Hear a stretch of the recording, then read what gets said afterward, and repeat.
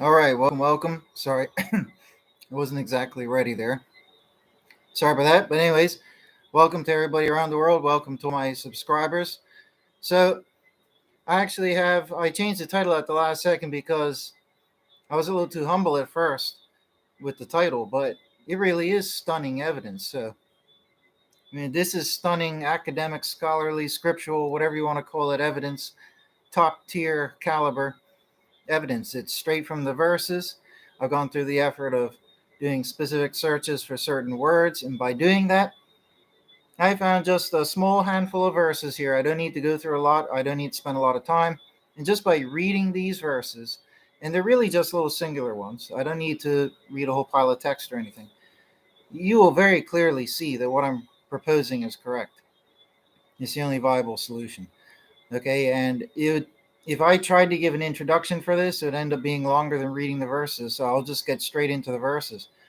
But basically, what I'm here to prove today, scripturally, is that contrary to popular belief nowadays, God did appoint a period of time that culminates with the end days, i.e., the arrival of Jesus, the resurrection, the rapture, and all that, the judgment, okay? That there is a period of time that God appointed, so a measured, numbered period of time that God appointed that ends in the end days. And if one was to know how long that time period is and when it starts, then one would therefore be able to calculate when the end would occur.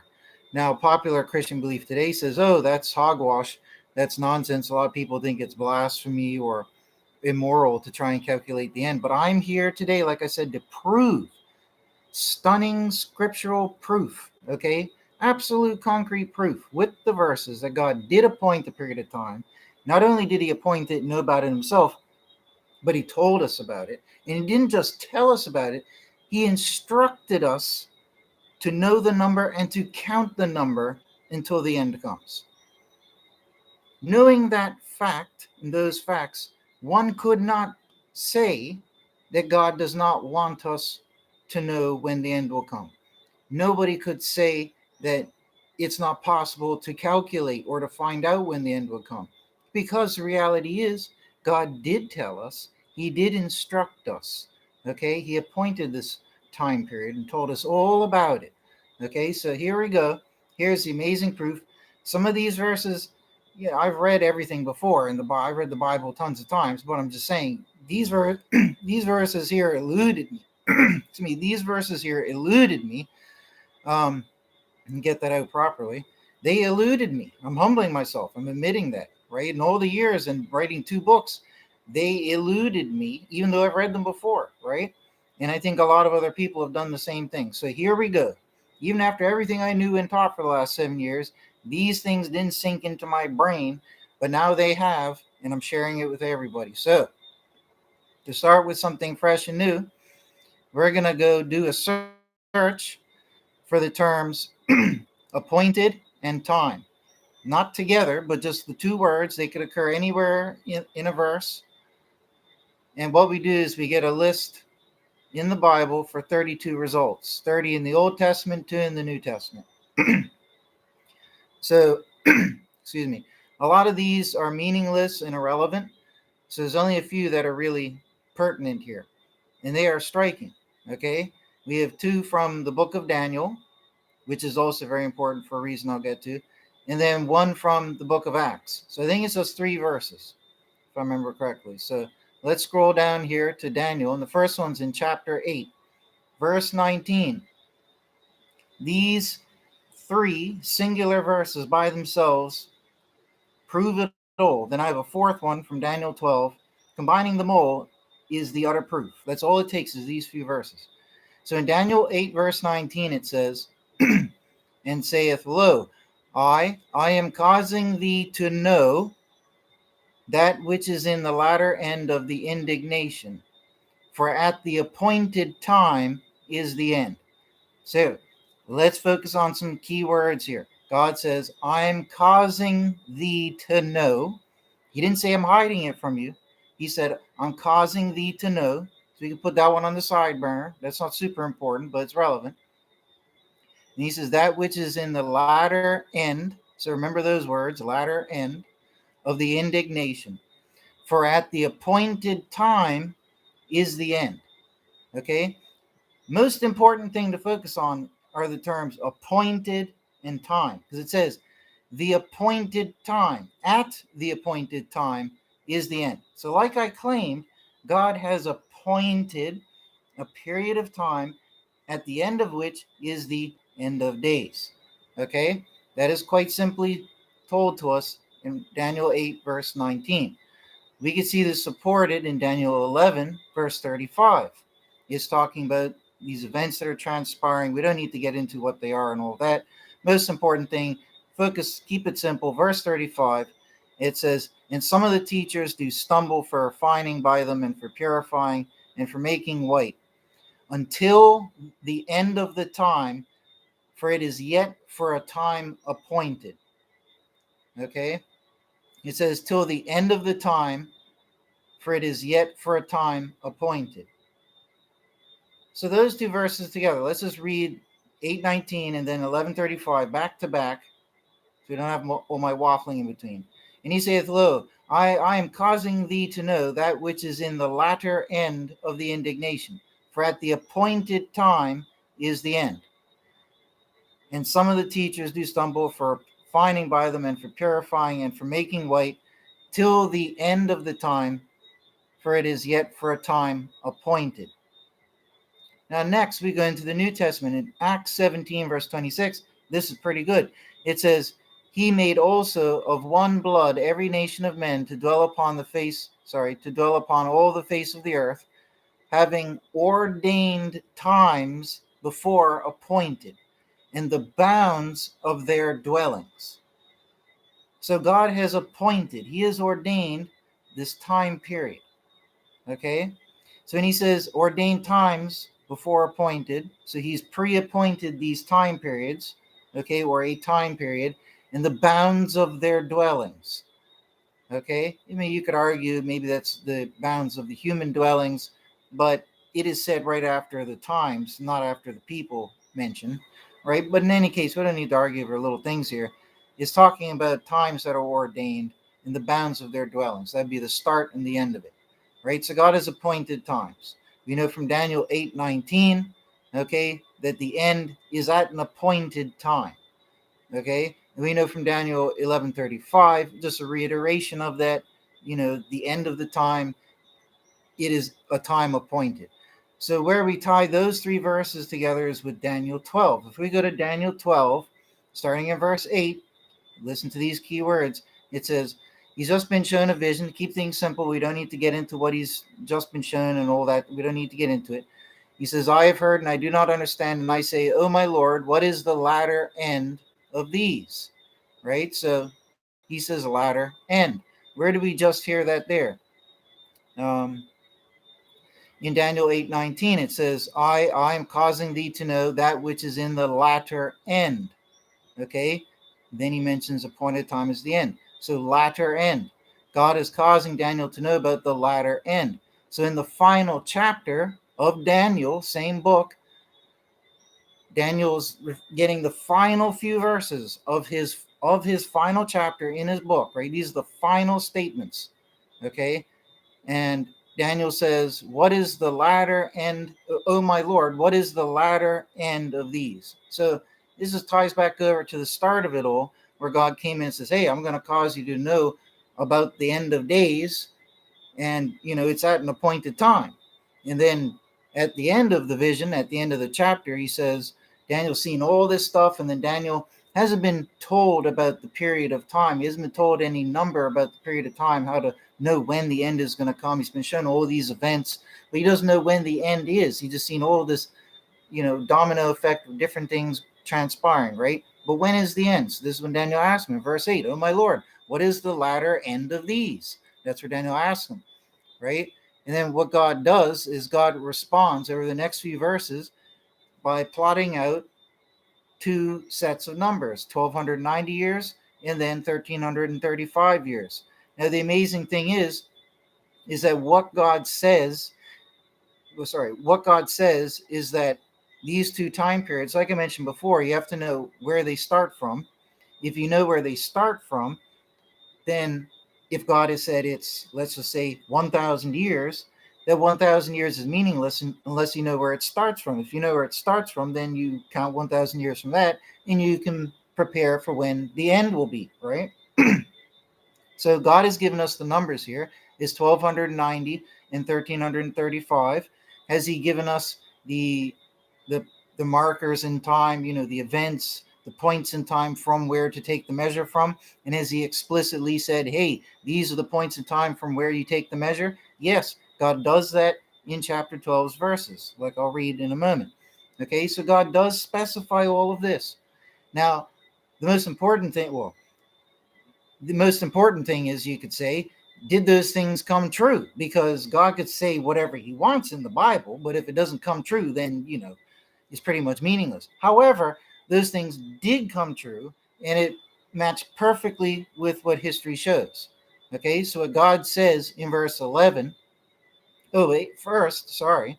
In verse 10, he says, remember, I started from verse 8. In verse 10, it says, purify themselves, yea, make themselves white, yea, refined are many.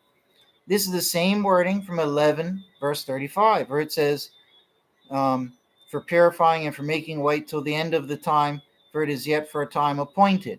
Daniel 12, very next chapter, very same things being spoken about. Purify themselves, yea, make themselves white, yea, refine are many, and the wicked have done wickedly, and none of the wicked understand, and those wisely do understand. And like I always famously say, understand what? For the audience, to help the audience out, like, understand what? The following thing he's about to say, literally in the next syllables out of his mouth, right? So he says that none of the wicked will understand, but those acting wisely do understand, breath, following words, that from the time of the turning aside of the perpetual sacrifice, which was 602 BC at the hands of Nebuchadnezzar, and to the giving out of the desolating abomination, which happened with the 11th ruler of Islam in 688 AD, building the Dome of the Rock on the Temple Mount. Okay, he says our days, the day for a year principle of Ezekiel 4, it's 1,290 days, years. Exactly from 602 BC to 688 AD is 1,290 years. I mean, it's exactly 1,290 years. So that is historically fulfilled. And if you don't know about the day for year principle, go to Ezekiel 4, where God gives Ezekiel a prophecy about a numbered time period. And he's actually using Ezekiel like a vessel, a symbolic vessel, saying, lay on your side for whatever it is, 380 days, and it's day for a year. So it represents one day for 1 year, and it's representing 380 years. So God maps this all out there in Ezekiel 4, and he repeats it like 2 or 3 times, day for a year, day for a year. Right? So God has shown us and told us that he uses that very principle in these contexts. There's only a certain number of numbered time period prophecies, if you call it that, in the Bible to start with.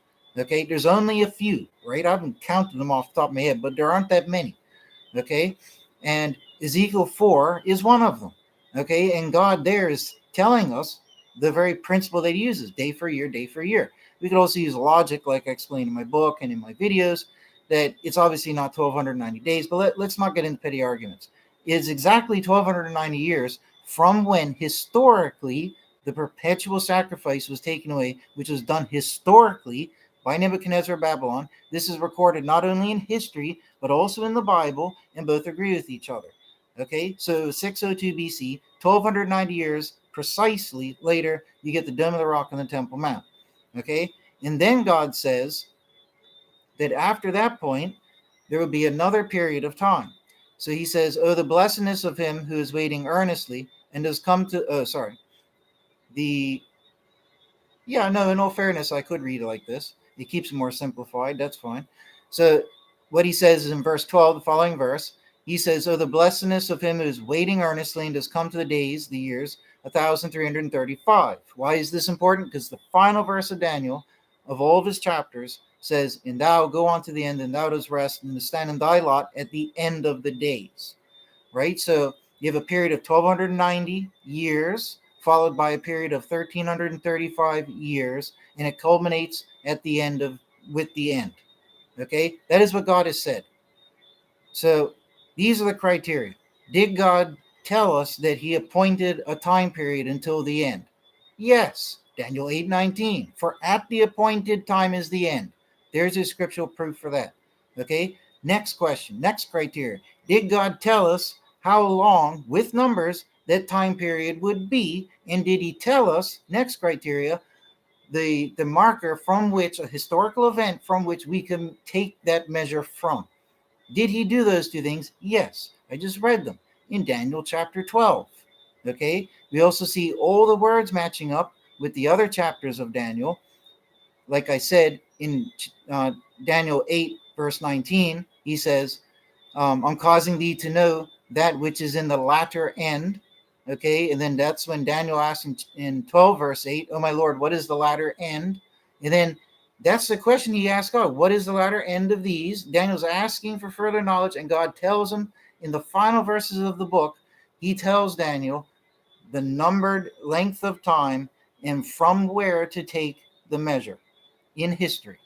Okay. And when we look at history itself, we see the historical events that I mentioned lining up on the historical dates that they occurred on. And we can see when we look at those historical dates, they're exactly those numbered time periods apart from one another.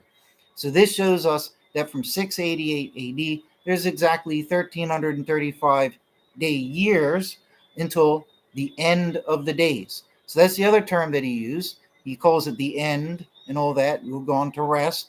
You stand in your lot at the end of the days. Okay? And where was that terminology used? The end of the days might be unique, but you see my point, right? So the logic is all there. Like I said, God told us he appointed a time period. He told us how long that time period is, and he told us from where to take that measure. Now, the final point that I want to make, did God instruct us to care about this time period, to take time to know the number of that time period, how long it is? Did he instruct us in any way to know it and to wait for it, to calculate, to watch? Excuse me.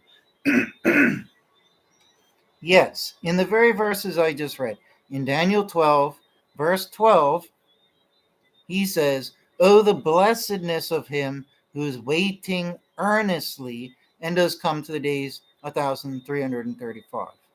To the 1335th year. So that is God's instruction. Oh, the blessedness of him who is waiting earnestly. If you go to the doctor's office, or if you go to your transport control department, or if you go to a video rental store, or if you go absolutely anywhere, if you go to the movie theater and there's a long ticket line, no matter what you imagine, if you go, let's just say to the doctor's office and you get there and they say, oh, you will have to wait about 45 minutes to get served. Okay? You have been told that there is an appointed time period. Hey, you're going to have to wait 45 minutes. You've been told how long it is and from where to take the measure from. It's 45 minutes from now, in the case of the doctor's office. Okay? You're told that. Now, if you sit in that waiting chair and you wait the 45 minutes, then blessed are you because you get to have your doctor visit. But if you get impatient and you just walk on out of there because you think, oh, it's never going to happen, because you haven't paid attention to the instruction that told you that there is an appointed time that you must know about and wait for in order to get the end result, right? If you didn't listen to that and comprehend it, if you aren't wise, then you won't understand. And that's why in verse 10 it says, none of the wicked will understand. But those acting wisely do understand that these time periods. And that's what it says. End of the chapter.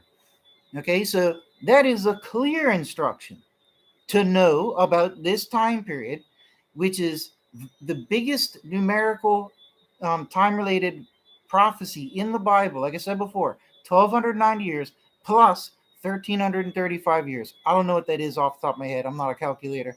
But that is the biggest length and span of time ever given. It maps out all the way from 602 BC until the end of days in 2023, 2024 AD. I mean, that is a vast length of time. Well, what would that be? 2,625. 2,625. I think if I did it correctly in my head. Okay, so 2,625 years, the longest span of time. Daniel, focus on this realization. Daniel was given that prominent of a prophecy. He was the only Old Testament prophet to get a real book like Revelation, like a whole end days vision of what would occur and get numbers and all of that. Like that's like a standalone thing. Daniel was very important for that reason. And what God told him was very important. Okay, Daniel is the apocalypse book for the Old Testament. You could fairly say. Okay, and that's a big, burden, responsibility, a big title to have on your shoulders. And you read those chapters, they tell us the numbers, they tell us the instruction. And I really urge everybody to heed where it says that the wicked won't understand. Because when you're not talking about old 6,000 years where people lived. The 6,000 years, by the way, ends 2023, 2024. Go check out my book on Amazon. It talks about that. But when you realize that the crunch time is coming up, like if this is the end, then there's no time left. So, you know, if you don't understand by that point and you fail, then you are with the lot of the wicked. That's my point. And during all the other 6,000 years, you have time to repent and reform. But when the time runs out, when that appointed time comes and your time has run out to change, then it's too late. And you're either going to be, oh, I thought I didn't have my water. It's right over, it's on this side of me. I could have drunk water this whole time. It's the end of the video now anyway, so there's no point.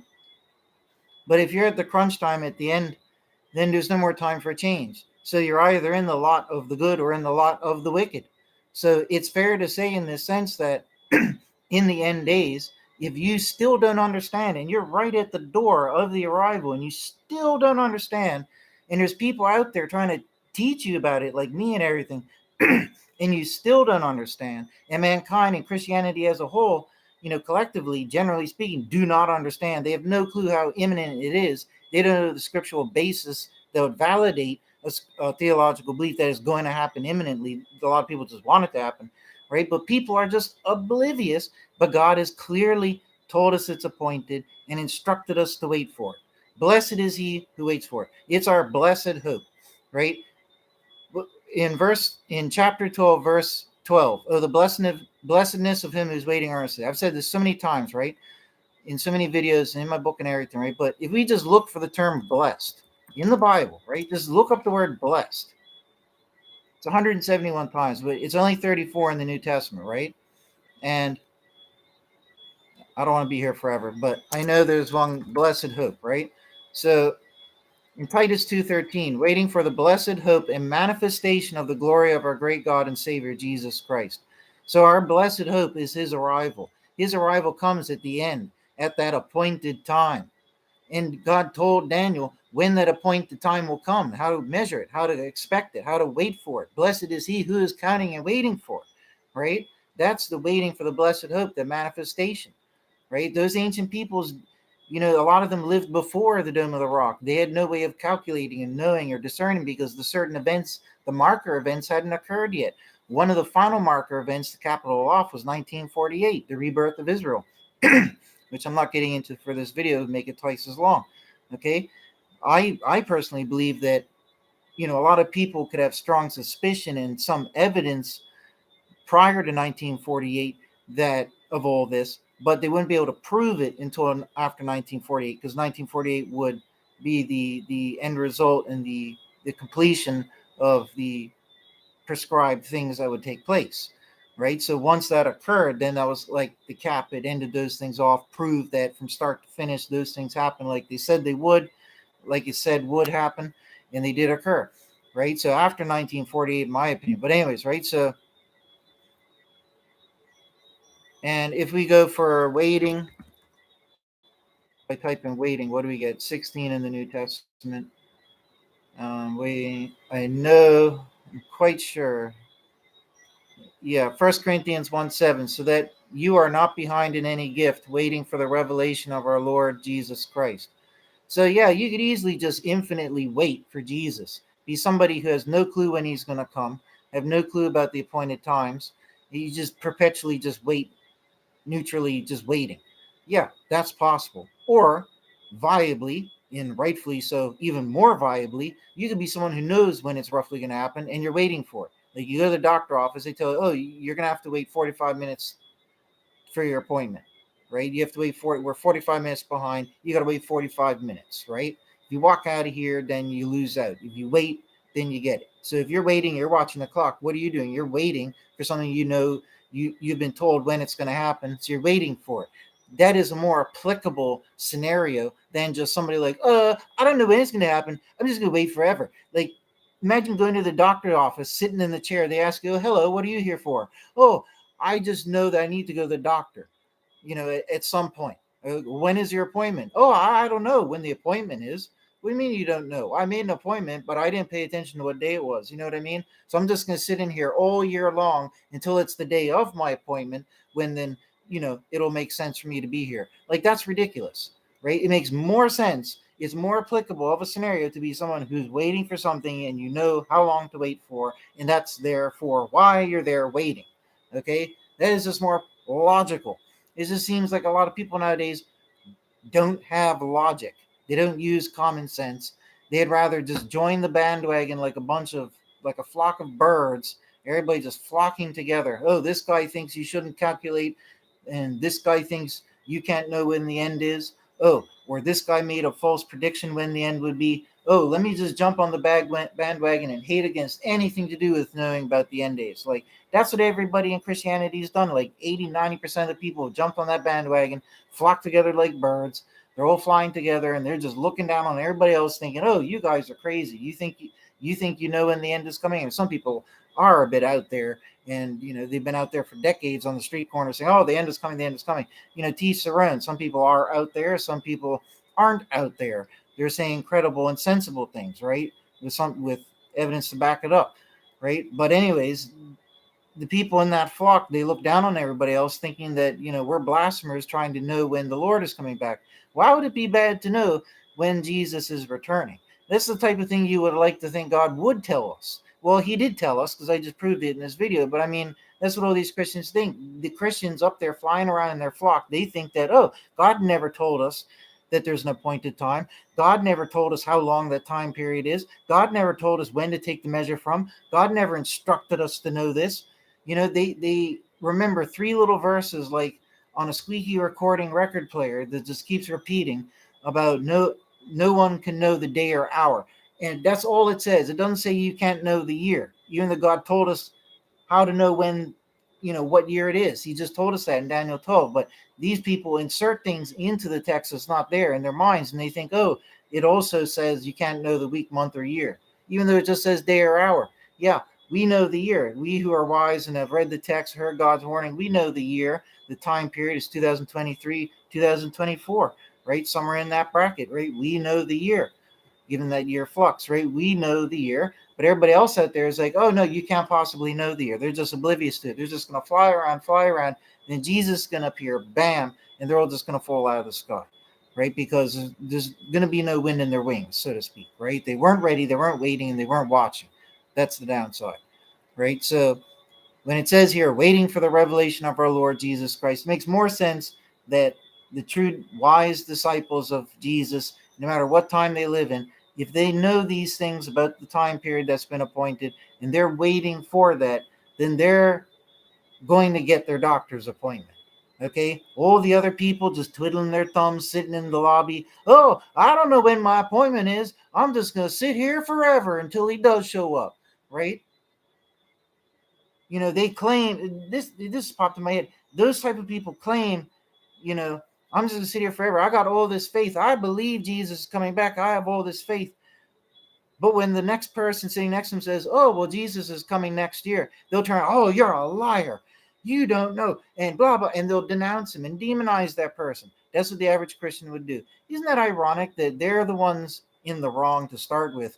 It's in there twiddling their thumbs, pretending that it's impossible to know when the end has been appointed, when God has clearly told us and instructed us. So they're in the wrong to start with, sitting there twiddling their thumbs, wasting their precious time.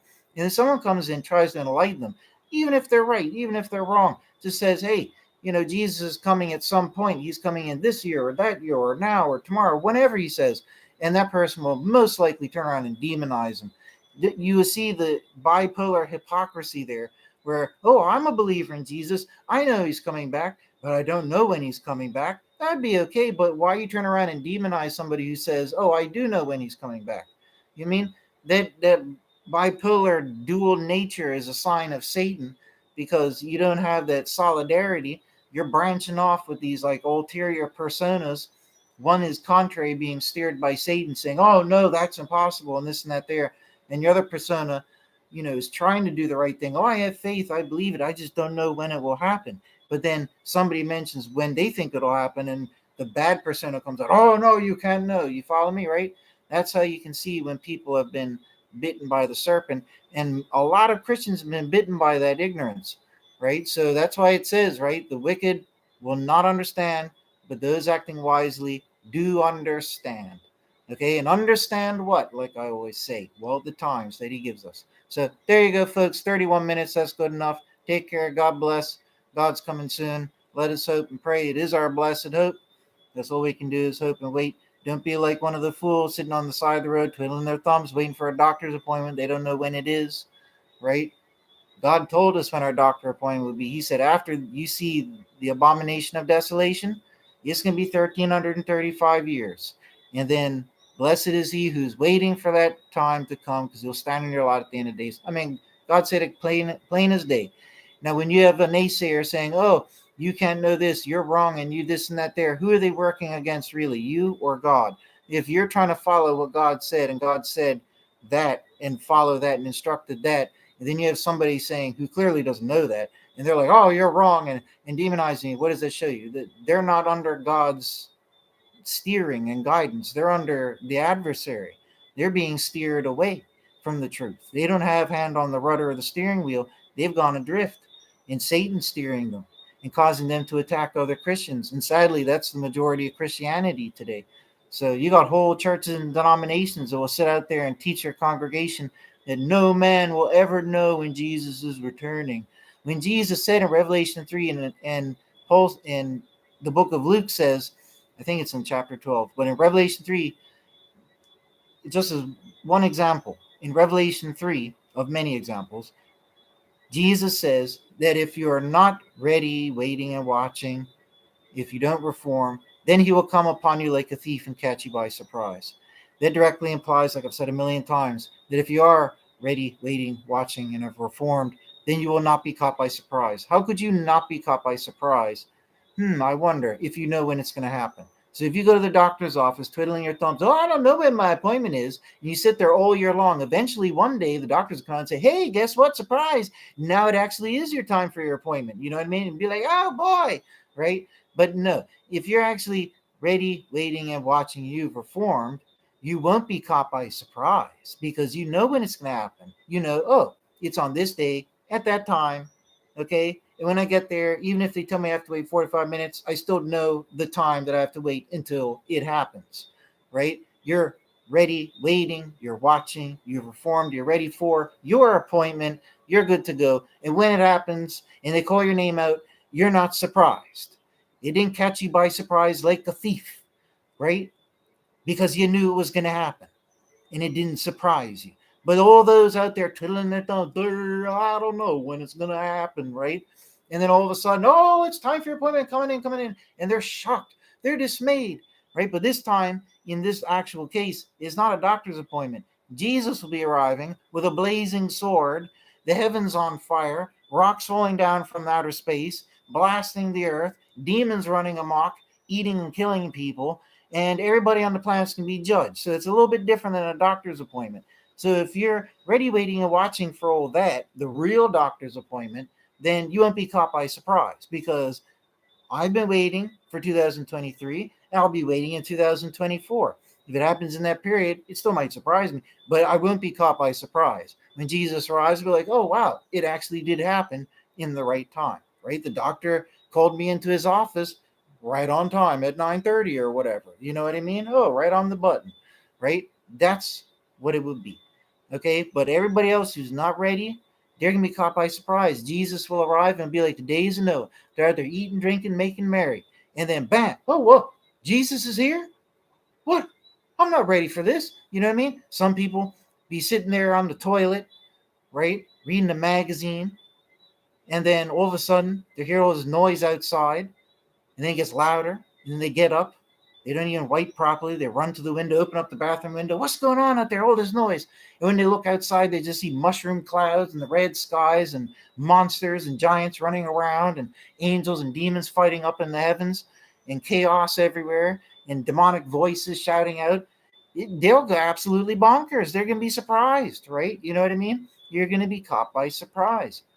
How are you going to? That's why Jesus says, don't, in whatever words he used, don't be caught by surprise. Don't be, caught unclothed and naked, right?